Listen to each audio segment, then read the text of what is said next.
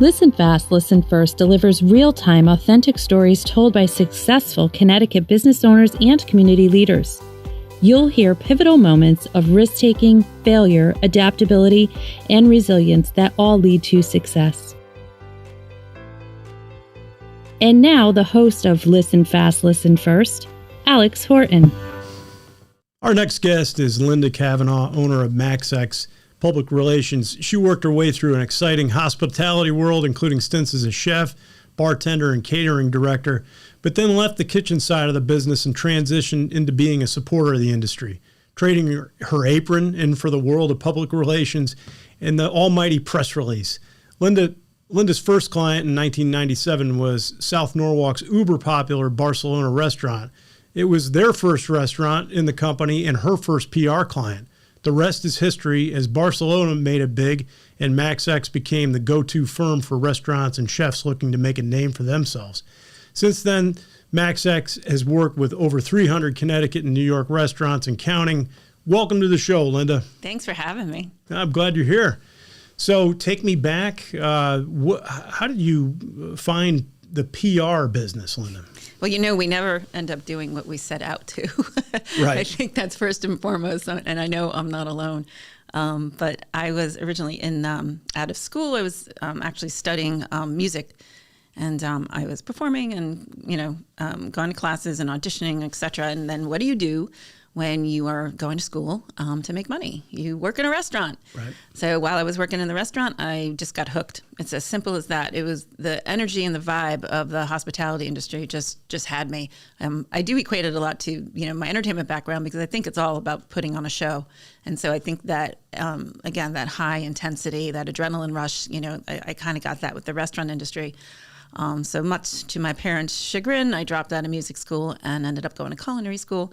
And from there, I worked my way through restaurants throughout Connecticut and New York. That must have been hard. So your parents allowed you to go to music school, right? And then you dropped out of music school. Yeah. So what was that like? It wasn't a good conversation. I think it was, 10 years of, music lessons and traveling and auditioning and all the craziness that goes with it. And then just to do a complete turn. But again, I think, those are those years when you're figuring it out. And so I just went on another path, and I love the restaurant industry. I love chefing. I worked with some really influential people, in particular, Chef Remy Gauthier, which obviously a lot of people know Remy. But I did get burnout, and that's another popular kind of side of the industry is burnout. What causes the burnout? Is it the hours? Yeah. Is it I think it's a combination of, for me, it was the physicality of it. People don't realize the intensity of working on your feet, working in a certain position for long periods of time. From a physical standpoint, there's nothing healthy about it. It's really tough on your body. Of course, the hours and, your hours aren't your friends and family hours. And that's obvious. But for me, physically, it was just, it was just wearing me down. And I knew I wouldn't be able to do it for very long, especially towards the end when I was with Remy. I was doing catering throughout the city, again, very exciting, a great lifestyle. Amazing places that we would cater in. But it's, it was more lugging stuff around than it was actually cooking, Yep. And that's when I realized, I couldn't do it anymore. But, unfortunately, at that point, 10 years later, it was kind of too late to go back into performing and the music industry and school, et cetera. And then I had the good fortune of having a friend who was a publicist. And when I was, kind of lamenting over my life situation, he said, I think he would be good at what I do. And, at the time. So why did he say that? Yeah, right? Why did he say that? I mean, you've got a great personality. I mean, that probably, I'm assuming that goes with the territory. But what is it that he saw in you that made him believe that you'd be a great publicist? Right. So, yes, in addition to my stunning personality, it was, he explained to me that the reason why he thought this might be a good fit is my organizational skills and, doing a lot of events. There's a lot of that with PR and marketing, et cetera. I was always a good writer, and he knew that. And so he said, as far as writing press releases and copy and et cetera. So I ended up working with his firm. His name is Gary Stromberg. He runs the Blackbird Group. And I was really fortunate, again, to step into that situation and have somebody that was willing to mentor me. And I loved it. We were working, it was primarily music promotion. We were working, with the likes of, Chuck Negron from Three Dog Night and John Kay from Steppenwolf. And, I had such an experience with these guys and enjoyed every minute of it. But obviously, my heart was in the food industry. So we had the opportunity to open what was then called the Motown Cafe. And it basically was an offshoot of the Hard Rock Cafe. And it was actually even located across the street from the Hard Rock Cafe in Manhattan. And he wasn't going to take the gig. He flat out said, this is not our thing. We should pass on it. And I just, stepped up and said, hey, this is my thing. So, let's take it on, let me manage it. You watch over me. And that's what happened. I ended up taking the lead on the Motown Cafe PR project. And I realized that combining the two was amazing for me. And then he ever so gently, after that project, kind of just said, I think you should do your own thing. This firm is never going to be restaurant PR, but you seem to have found a niche. And he actually, pushed me to start my own business. And one of the gals, again, here we have some good fortune. Yep. Well, one of the gals that worked in the office with me was the cousin of Andy Forsheimer, who many of you in the area know that Andy is the founder and partner in the Barcelona Restaurant Group. And so she said, hey, my cousin is starting this new restaurant concept. And so she introduced us and with his partner, Sasha Marbatus. And we all just kind of got together and said, okay, we're all starting out here. This was their first restaurant concept. And it was my first client on my own. And that's how it started. Yeah. And that was the late 90s, right? That was 1997. 97. Yeah. And that down in South Norwalk. In South Norwalk, when South Norwalk was still kind of feeling its way. Yeah. Right. Yeah. No, you've done an amazing job there. Thank you. Barcelona's a great brand, and yeah. I think I've spent a few bucks at the between tapas and the bar and all that, and Bar Taco, right? And, right. So I was with them for 12 years. Yep. And so I was really lucky that I was part of, when the Barcelona brand was growing, but I was also part of when the first Bar Taco came about, which we opened in Portchester. Mm-hmm. I was there for the launch of the cookbook. And it was shortly after the cookbook that they went into another business situation, financial company partnering with them, or rather taking it over. And at that time, then it was all going to be in-house. But, by then my company was off and running. There was no way I could work in-house for a single right. brand. Right. So, again, it was just time, to kind of part ways. But, that's the foundation of where it started. And I always, I'm very, very proud of it. And I'm also just, I know, again, how fortunate I am to have those guys kind of steer me in this direction. Right. And since then, you've worked with several hundred restaurants and other businesses. Tell me about your business, Max X. Yeah. So it was public relations. It was an offshoot of Maximum Exposure. Okay. But then everyone thought we were like a camera shop, and then some other companies used Maximum Exposure. So I was like, you know what, we're Max X. Yep. But my company originally was just straight PR. Okay. When there was straight PR, when it was about the press release and working, with media. Right. The way I do my job today is completely different. I still work with media. I still write a mean press release. But now there's just so many more layers that come into, our digital world and our social media world and our marketing world. And it is a very different way. Back then I was a one-woman show. There's no way I can be a one-woman show now. So it just, it was, if I was going to be successful, I just had to roll with the industry, and not just roll with the restaurant industry, but I had to roll with the PR and marketing industry. And, as of late, the social media industry. Is that the biggest change, the social media? And is that the need for more staff, and you can't just rely on yourself? Yeah. A lot of it is content. So a lot of it is, great photography and videos, and, it's not a point and post platform, which, would a general consumer does it as a point and post, but even some businesses just think, you post it and that's all there is to it, but that's not how you grow it. It's really very intricate. I call it like a dance, it's this right. very intricate dance in the background. And, my staff is just, well, first of all, they're all way younger than me, and because they speak the speak and walk the walk. Okay. And they've grown up with it, and they've taught me so much, and all of us still continue to be educated to it because all the platforms keep changing. And so it's kind of hard to keep up on sometimes, but you have to utilize, all the different components. There's components out there that people don't even realize that are available to them. That's just part of the, Facebook, how many layers there's Right. to it, and Instagram, and people just don't realize, that you can get so much more out of it. And again, going back to that point in post, it's just so much more than that. And so do you feel like social media's kind of replace the big event that you would typically publicize, or is it a combination? Is it both? What does that look like today? Yeah, it does need to be everything. We used to create, we used to create campaigns, and your campaign is just like any business proposal. It's broken up into various components, and there's sometimes when you're negotiating, you may have the client say, well, I want to do A, B, C, D, E, but maybe not the other things. It's not like that anymore. When I write a campaign, it is an all or nothing now, because everything has to work together. And again, we go back to this dance. Right. Press releases are still valid, and major media platforms still use them. Professional photo shoots. I get placement a lot of times quicker, than other firms, and it could be quite simply because media knows that I have amazing photography, and whether you think it's unethical and not fair and everything that goes with it, it's just the nature of the beast. I will get placement because I know what they need, and I will facilitate it, and I have to make, just everything just foolproof. And, that's a big, big part of it.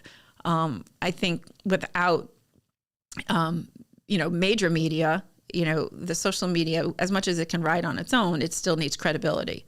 And not that social media doesn't have credibility, and we will definitely talk about that. But, still, publications have value. I don't care what anyone says. Everybody's like, oh, there's not going to be print in the future. Well, I call bull on that. I think we'll always have print, and I think there's always a need for it, and I think the talent will always be there. Is it different now? Yeah, of course it is. Is advertising different? The advertising dollars, of course it is. Do they have to have added incentives to come on board as an advertiser? Yeah, they do. They need to also offer digital, and they need to also offer social media. So I think as long as media can keep up on what social media is doing, I think they both can play nicely in the sandbox. And I also think any small business needs both of them. So do you find, right, and I couldn't agree more. I'm in a business where it's everybody is pressuring us to put out more video content, but the written word will always be important. Yeah. I mean, it's the contracts, it's everything, so I couldn't agree more. Question for you, and I have a million questions for you, but I'll try and condense them. So if what I see in the restaurant industry, and correct me if I'm wrong, a chef will become very successful. He doesn't necessarily, or she doesn't necessarily own the business, but wants to branch out by themselves and has a great concept, wants to go into business. Now they may or may not have experience running a business, but certainly chefing. Tell me about some of those challenges, some of the success stories, and some of the not so success stories, and how do you help in these cases? Yeah, that's a really, really good question. There's definitely, we all have a left and right side of our brain, and one is creative and the other one's more technical. Right. And that's what we're dealing with here. And most chefs and restaurateurs, they're more about the show. So again, we go back to my performance background, and it's somebody that's front of the house and performing, and they know every hack and tip and trick to do that. And then there's this whole back end that everyone that's running the lighting, and everyone that has the staging, and everyone that's bringing in the audience, it's the same thing. And it's very rare when you have someone that can do both sides of it. But the beauty of this industry is that that's why we call it front and back of the house, and it's really important, just like I do with my company, is to surround yourself with the right team. But as an owner or as a chef, it's hard to kind of give that up. They want to do everything, and it's just a human impossibility, and it's been seen through and through. You also have the other side of the industry where you have people that are the owners that may just be investors. And again, they look at it and it looks fun, right? It looks exciting and they want to invest in it. Maybe it's their social playground. I don't know what reasons they would have for investing in a restaurant. They're crazy. But then you have input from someone that has, no business having input into the restaurant industry. It doesn't run like other industries, so you're investing in something that you don't really know the finer details of. It's an industry that runs on really small margins. It's an industry that flies by the seat of its pants. It's an industry that's the most scrutinized. And yet it's, dining out is the number one recreational activity in the United States. And that ranking has held for the last 8 years. It is considered a recreational activity, and I think it'll stay number one for a long time. So our role is kind of twofold. Our role is to do the fun stuff and promote them and put them out there and keep them in eye shot and keep them in earshot. Make sure that they're always staying relevant, make sure visually, that they're coming across in such a way that's staying true to their concept. And then our other responsibility is to make sure on the back end that all of their platforms are in place. People don't realize what goes into, promoting. And again, this can apply to any small business, but you do have to have a foundation laid. And again, your digital platforms, your Google business, your websites, a live data website compared to a static website. Live data is searchable, static is not, And again, we don't expect a restaurateur to know these technical things, right. But it's a matter of, hiring the right people and, everything from your POS to your online ordering, and then again, we can go into the fun stuff, which is the social media and whatnot, your print materials, so that's when we started working with other vendors and services that specialize in our industry, because we knew we needed to bring in, the right people to make sure that we were, creating a proper foundation for our clients. And so that's when 9 years ago we created the New England Culinary Group. So basically the New England Culinary Group consists of people like me. They offer a product and a service that assists small businesses. In our case, it's the hospitality industry. So in the New England Culinary Group, we have everybody from the POS guy to the paycheck guy to, online ordering platforms to the food purveyor and the wine distributor, et cetera. And it's a group of individuals that come together to basically, build, for lack of a better word, restaurants for people. So we offer support with going back to the front and back of the house.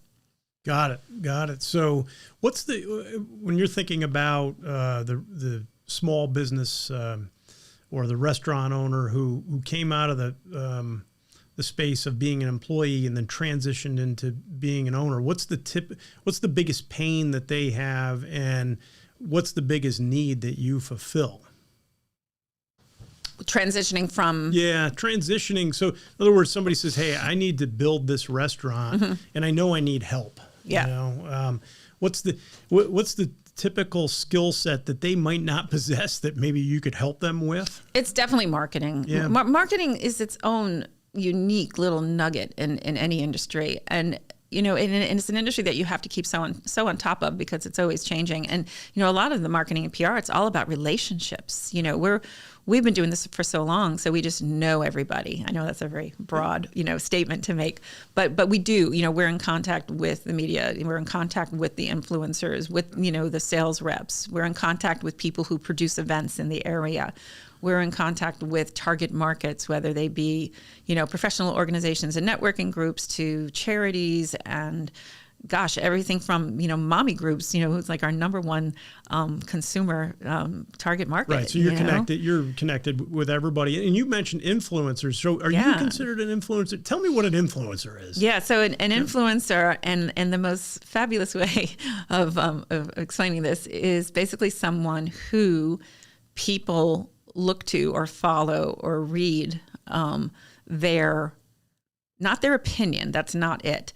They're just basically information. It's another information highway. And influencers, and especially in the food world, they've been able to create a following that has a like-minded interest. So again, it can, influencers, they always think of food influencers, but there's all sorts of influencers in certain topics. But they typically have a pretty strong social media following. And there's a reason why they have that following. Hopefully they're not just buying followers like many of them do. And you can tell if they have an organic following or not. But usually these influencers are genuinely supportive of businesses. They genuinely want their food to look great, and they want to promote whatever they're doing. They're genuinely, interested in the people behind it. And so, a reputable influencer is...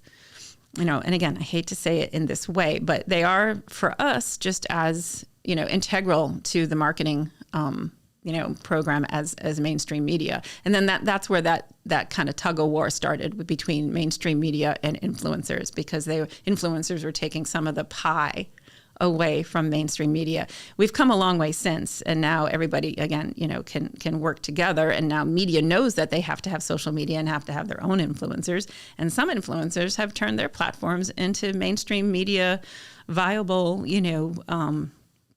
valuable platforms, and some of them are making money on it. So I would imagine that you have a kind of a go-to list of influencers here. That database is strong. We keep track of we keep track of their reach and their followers, their focus, etc. We keep media trackers for all of our clients. There's everything that transpires out of a campaign with our clients. We have records of, and we do reports of, and that goes for the influencers. And don't get me wrong, that changes sometimes too. There's some influencers that may have a huge following, but we don't feel the content's great, or the photography is great, and it doesn't make our client look great, and we wouldn't share a post. So if that's the case, we kind of put them on another tab on that list. But we keep very close tabs on our influencers, and we do have influencers reaching out to us saying, hey, how do we get on that MaxX list? Got it. And we tell them outright how they get on that list. We tell them outright, what our priorities are, and some of the the parameters that they need to follow. Great. Well, that's a good education on the concept of influencers. Yeah. I have a 14-year-old son and a 16-year-old daughter, and most of my education comes from them at this point. Hey, listen, this is the best way. Like I said, my team is much younger than me, and that's purposeful. Right. You're not kidding. It's a different language altogether. Yeah. Cool. I appreciate that advice and that information. So tell me about what's going on in Norwalk, and I know you're involved in helping kind of build up some of these local businesses, right? Yeah. Yep. So the Norwalk project was, something that we would have never thought that we would pursue, but the opportunity, presented itself, and we decided to go for it. But 3.5 years ago, the parking authority in Norwalk basically said, "Hey, we have these marketing dollars, we have this budget, we have to spend it. We're not going to spend it on, advertising, but let's spend it on something that actually helps us," meaning the parking authority. And what helps them is supporting small businesses. And so we created, for the parking authority, we created what was then called Norwalk Now. Right. And it was quite simply just a marketing arm for small businesses, the website and social media and some events, etc.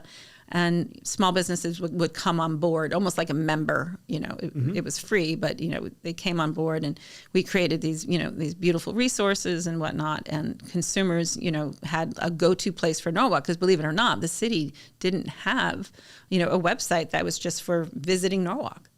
It was just never created, and most cities have that, and Norwalk is a coastal community, and travel and tourism is a big thing there. But for whatever reason, it wasn't in place, and so we put Norwalk Now in place. And at the end of the 3 years, the funds were being transitioned to travel and tourism, right when the pandemic hit. So it was a challenge that I chose not to take on travel and tourism during a pandemic. It's a smart business move, I think. But what I didn't want to give up was the foundation that we had created for all the small business support and the following that we have, from a consumer standpoint, with over 20,000 on social and, great email marketing. And it's just like, I'm not giving this up, So we rebranded as the Best of Norwalk. And basically the Best of Norwalk functions the same way, but now we're taking it to the next level. We're actually creating the Best of Norwalk mobile app, and we partnered with a company. And again, here we go with Linda Kavanagh and her good luck. But we ended up teaming up with a company called Best of Ventures. Okay. They basically create best of cities throughout the world. And so the Best of Norwalk is having the mobile app created through Best of Ventures. And so now we have a business partner. So within the next month, we're going to be launching that. And the mobile app is interesting because it adds an element of having instant gratification. So instant gratification means on the mobile app having the ability to perform transactions. Okay. So it's not just like, going to a website and you just click for whatever information you want.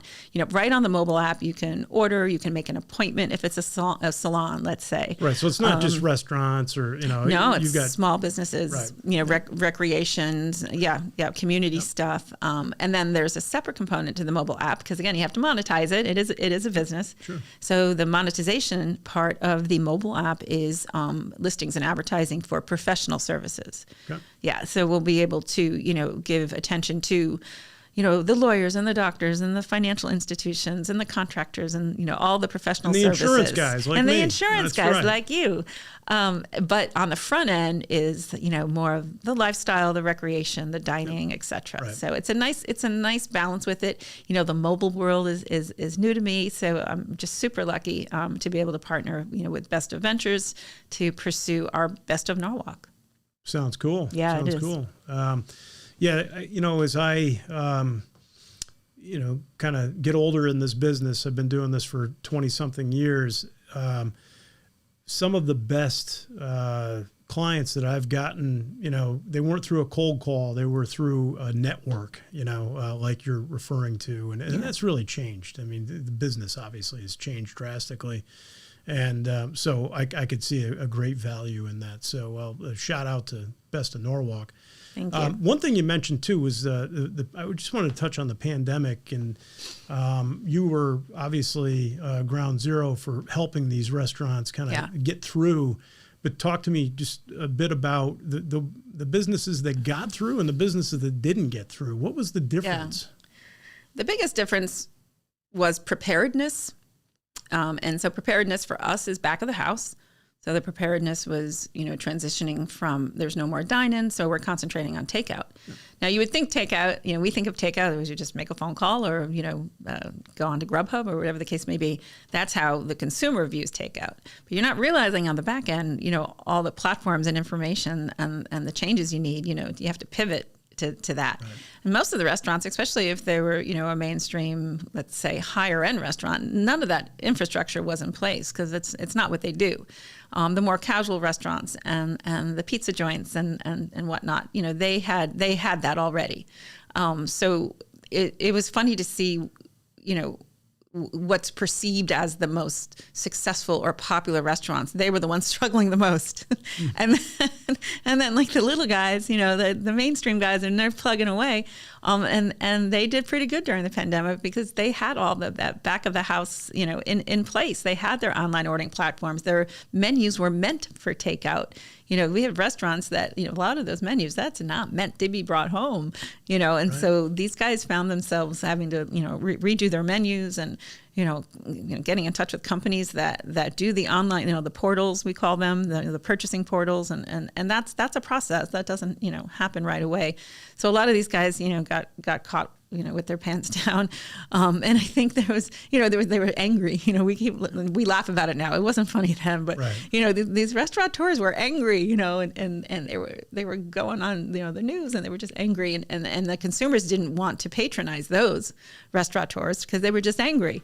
The consumers wanted to support people that they felt like, okay, they're in there with us, and we're all in this together. And I believe in that mantra, So it was interesting to see how they fared. And I think, if you already didn't have marketing in place, let's say a newsletter, and so you didn't have an email database. Well, how do you communicate with your consumers? And right. it was a lot of those higher end restaurants that did not have that in place. So the restaurants, like all our clients, we do email marketing. We believe in it. We do text marketing. We believe in all that. We believe in all platforms. So we were lucky with our clients, but most of what we were getting were people that were not our clients. Basically saying, holy cow, we're not prepared for this. And, the media had more important things, to be honest, had more important things to do at the time. And they were not, paying attention to that part of things. So we relied on our influencers. And, if you already didn't, have a way to reach out to them or didn't have a relationship with them, you were kind of screwed. And throughout the pandemic, we were always posting thank yous to our influencers just because we wanted to make them, know that, we appreciate them and we needed them during the pandemic and we still need them. But they really rallied for us. They knew that the restaurants needed support and they were there to lend it. So I just found it, I was very proud of, my company and my team because our restaurants had an infrastructure in place and it really reinforced that what we were doing is, we were doing it well and it was important. And then, just the people that were reaching out to us that weren't our clients, it was kind of nice just to be able to explain to them how it works and, get them connected with the right people, just get them, off and running. It was really why we were there. There were restaurants that couldn't even apply for their PPP. Because they didn't have, they're not working off of QuickBooks, and their accounting is not what how we would do our accounting. Some of these restaurateurs are really old school. Yep. Some of them still work off a cash register. And so it came time to do PPP, and the amount of paperwork and reports that have to go into that, they weren't prepared for that. So it was a wake up call in so many different ways, and hopefully now restaurants don't take their influencers for granted, and hopefully they spend the time and spend a little money and get that back end infrastructure in place, get those platforms in place, talk to the right people, because you just never know. It was always a volatile industry. And then I guess it took the pandemic to really kind of, wake everybody up to it, because it can happen for multiple there are a couple PR nightmares with the GoFundMe, but that's a whole other conversation. But, most people that did a GoFundMe, that didn't come across very well. Right. That was not well received. And, and I had restaurants calling me saying, oh my gosh, I'm getting bashed because I put out a GoFundMe. And I said, yeah, because you're putting out a hand when everybody else is also putting out a hand. Right. It just wasn't the right time to ask people to support your staff. So that there was some repercussions, for that, and a lot of them realized that and took down the GoFundMe pages. Interesting, really interesting. Yeah, I know. Listen, if you look for the negatives in things, you'll find the negatives. And you look for the positives, you'll find the positives. There are a lot of positive, redeeming qualities here in Connecticut, no question. And food, pizza, restaurants. I mean, we really have it good here, and it kills me every time one of these guys or gals goes out of business. Yeah. And I know they put their heart and soul into it, and their retirement, everything is based on building this restaurant, and to come see it crashing down, it's a killer. Yeah, restaurants are a passion project, and it's only that we use that term a lot, but that's what a restaurant is. And they are a small independent business, and there's no one's matching their 401k, and they live just cover to cover, we call it. So yeah, no question. Oh, good stuff. I really appreciate all of your insights. So I have a section of this podcast called Connecticut Rapid Fire Questions. Cool. It's really easy, and it might not be so easy for you, because the first question, you might have a hard time being subjective here. What's your favorite pizza in Connecticut? I like any pizza joint that Bruno DeFabio owns. Bruno DeFabio. So name one or two for us. Amore in Stamford. Amore in Stamford. Yeah. Shout out to Amore in Stamford. Give me another one. So he does Union Square Pizza in Orange. Okay. He's considered the Lord of the Pies. Nice. All right. Good. Yeah, his pizza's just spot on, and he does multiple types. And I wrote an article about him called Doughboy, because he does multiple types of doughs, and there's such a science to it. He's so passionate about it, and his pizza is just amazing. All right. Yeah. So we'll get those shout outs online. Great. And that's great. And that's unique, because I think we've had in this series 7 or 8 guests so far. And everybody's had a unique take on pizza. And it hasn't been the old New Haven ones, the Sally's and the Pepe's. It's been the local ones. So we really are spoiled with great pizza. No question. Listen, and you got this from an Italian from Brooklyn. So, this is the real deal here. Nice. All right. So next question. Are you a coffee person? Or I see a cup of Starbucks sitting there. So you are a coffee person. I'm a right? coffee person. All right. So Starbucks your go-to? Starbucks. And you know what coffee's really, really good? McDonald's. I love McDonald's. McCafe. I know. I'm with you. It's good stuff. It's funny. I like McDonald's. I like Cumberland Farms. I like, so as far as the change, but there are a lot of good, small coffee places. My go-to in Westport was Khaleesi's, because I'd take my growing football son, there, and he'd get the double egg and cheese, and we'd have a really good coffee there. But a lot of great places. Yeah, we're lucky. And then we've got about 150 microbrews in Connecticut and growing. I mean, it's going bananas. The craft beer world. Yeah, craft beer. So do you have a favorite, or a favorite bar, or a favorite place you're gonna go? Yeah, gosh, I love dive bars. Yeah. I love those places where, I can go in my workout clothes if I had to. I don't say I do that. But yeah, I just like, it's funny and I love my dive bars and they used to just do the very commercial brands, but now even the dive bars, are, partnering with Two Roads and some of these like New England craft brew, and it just goes to show you like where the industry's going. And even these guys are realizing that they need to keep up, Yeah. But yeah, I love Ernie's and Darien, and just it's like walking into a Cheers. I like that. Do they say Linda when you walk in, or yeah, you don't get the same Norm thing? No, they call me the food chick. There's the food chick. Right, they're blessed with your presence, right? So it's good stuff. Good stuff. Well, final question, and again, it's about supporting community. Yeah. We interview a lot of nonprofit executives. But if you're in a giving mood, you're cleaning out your closet, you're going through your shoes, you're going through your clothes, whatever it is, what charity comes to mind, or what nonprofit organization do you support? Community Plates. They happen to be based in Norwalk, but I got involved with them quite some time ago. I was always an SOS girl, Share Our Strength.